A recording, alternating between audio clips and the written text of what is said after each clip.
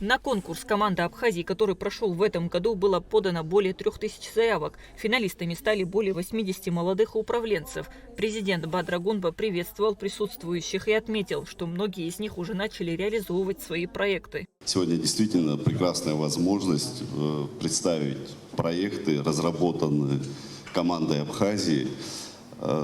Я бы хотел отметить, что ряд проектов уже воплощается в жизнь. Это экологическая программа, которая дает, безусловно, особый стимул для решения тех экологических проблем, которые сегодня стоят перед нашей страной. Дорогие друзья, я не раз говорил, еще раз повторяю, я верю в команду Абхазии, я верю в то, что люди, которые сегодня стремятся улучшить качество жизни граждан нашей страны, имеют огромный потенциал, за что я вам искренне благодарен. Конкурсанты презентуют проекты, созданные при прохождении образовательной программы мастерской управления «Сенеж». Они направлены на развитие социальной, экологической, туристической и культурной сфер и призваны улучшить качество жизни граждан Абхазии.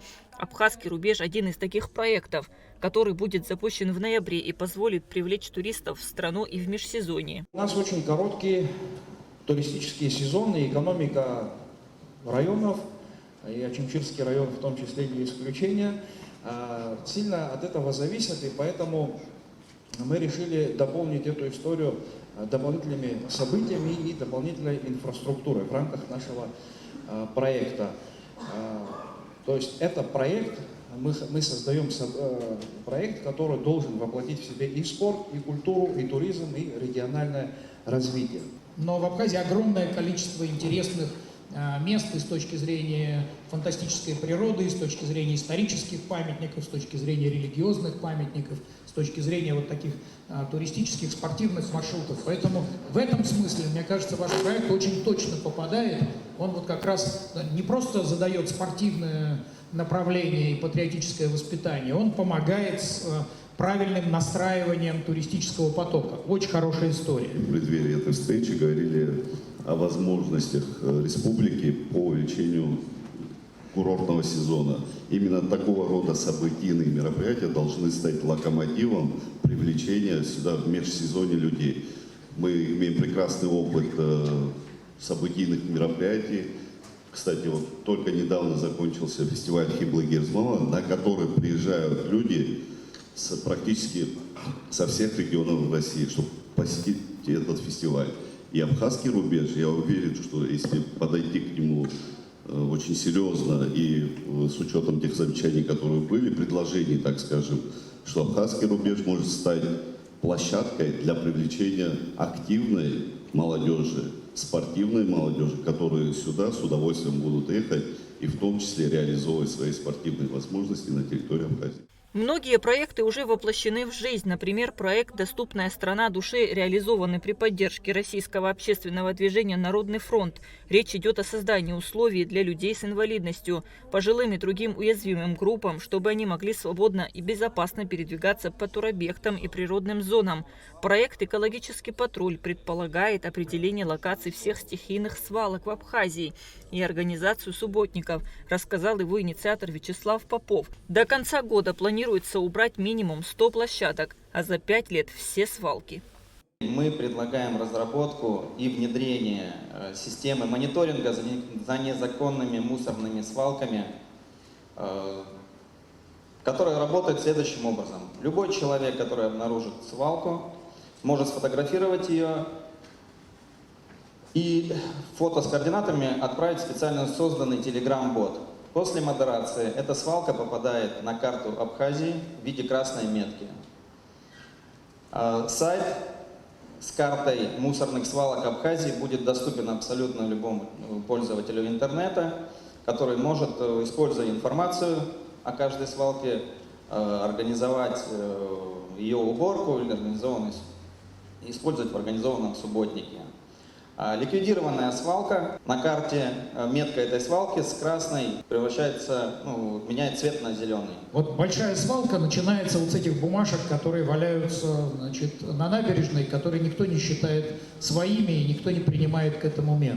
Если каждый значит, там, предприниматель возьмет зону, там, не знаю, 10 метров от своего магазинчика и от своего кафе, и от своего пляжа, значит, и будет считать, что это моя ответственность, то ситуация начнет сильно меняться. Такого рода программа должна быть сопряжена с деятельностью органов местного самоуправления, чтобы оперативно специальные коммунальные службы реагировали на эти вещи. Да, безусловно. Только совместно и во взаимодействии с органами местного самоуправления мы сможем достичь хороших результатов по решению этой проблемы. Автор проекта «Комфорт и безопасность» Тимур Ласури рассказал о 3 идеях.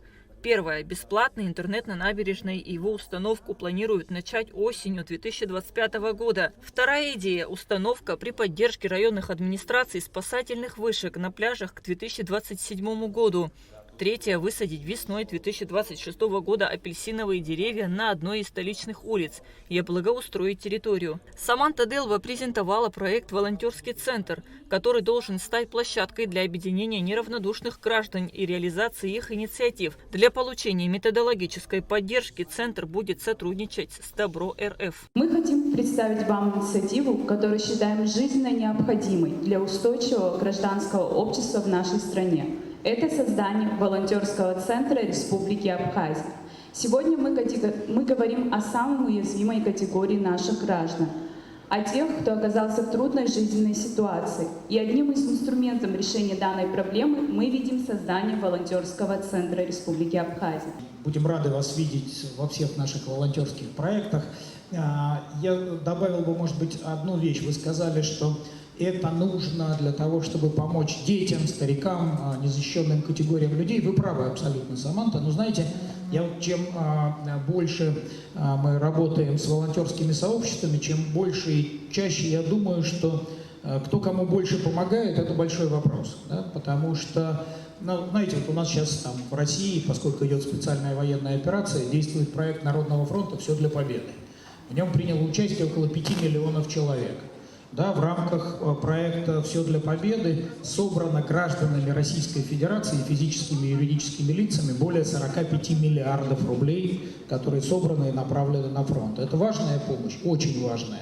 Проект «Детские комнаты в поликлиниках» реализуют до конца 2025 года. Об этом рассказала координатор проекта Эсма Колбая. Она пояснила, что при поддержке Минздрава Абхазии такие комнаты появятся в Сухуме, Гагарском и Галском районах уже осенью этого года. Руслан Ласури рассказал о проекте «Социальное такси» для людей с ОВЗ со специальными машинами и обученными водителями. Служба будет работать при Минсоцобеспечении. Проект реализуется при поддержке общественного движения «Народный фронт», волонтеров и Нижегородской области. Данное направление крайне важно для нашей республики, и мы уже несколько встреч провели с коллегами, не только по этому проекту, по другим проектам.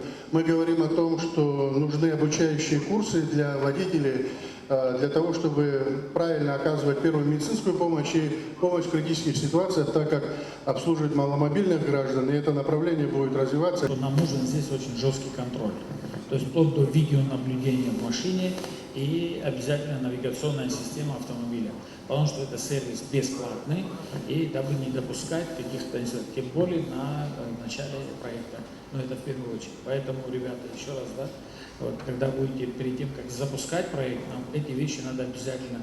Мы уже говорили о том, что в диспетчерской службе будут как раз-таки представители из данной категории ребят, которые душой и сердцем болеют за дело. Конкурс «Гостеприимная Абхазия» запустят 7 августа. Его также инициировали финалисты команды Абхазии. Победителями станут 20 человек. Координатор проекта обратился к Бадре Гунбе и Сергею Кириенко с просьбой об оказании грантовой поддержки. Первый заместитель руководителя администрации президента России заявил, что российская сторона возьмет на себя грантовую поддержку каждого финалиста в размере 1 миллиона рублей.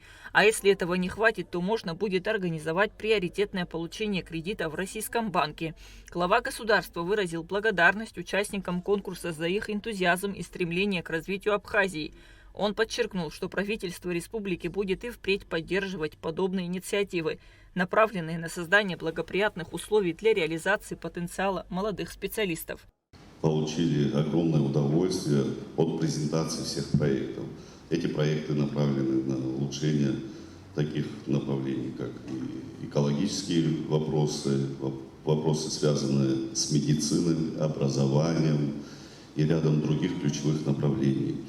Сегодня уникальная возможность, используя те возможности, те предложения, которые вы предлагаете, реализовывать эти проекты. Эти проекты уже, безусловно, являются приоритетными. Именно основываясь на этих проектах, мы будем выстраивать целую систему реализации программ, которые будут направлены на улучшение качества граждан нашей страны. Встреча завершилась обсуждением перспектив дальнейшего сотрудничества и выработкой конкретных шагов по реализации представленных проектов. Участники выразили уверенность в том, что совместными усилиями удастся достичь значительных успехов в развитии Абхазии и повышении уровня жизни ее граждан. Кундашова, Камила Джопуа, Абхазское телевидение.